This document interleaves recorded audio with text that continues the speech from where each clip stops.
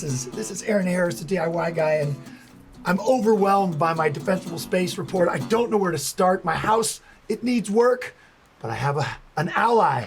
Kathleen Cutter, my friend and D-Space lead, is gonna walk me through and give me a plan.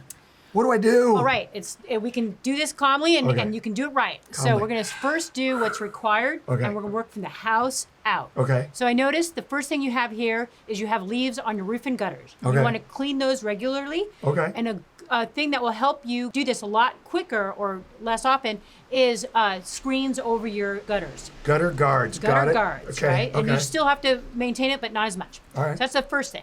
Always keep an eye out for leaves if they build Yes, up. want to clear those out. Got and the it, next thing okay. I noticed is you have an Italian cypress. We really want that gone. It's a hazardous plant. Uncle Giovanni planted that. I know Uncle Giovanni would love it, I'm sure, if you replaced it maybe with an olive tree or something.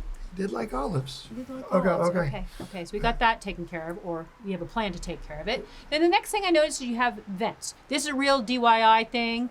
You can just replace that 1/4 inch vent with an 1/8 inch hardware mesh.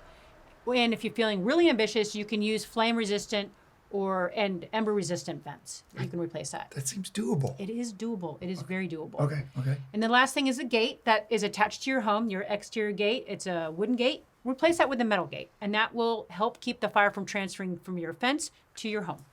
It's like my own personal fire break. Right. I have some more good news for you. Yes. We have grants, and there's a link on your report to apply for those grants. Oh, that would be helpful. It would help really- you go a long way towards getting your action items done. This is peculiar too, this jute mat thing. Yeah. What is jute grass? What is that? Okay, well that's flammable. We don't want that on your, when you're exiting your home. Right You up want it, there. yeah. So just throw that in the house. Okay.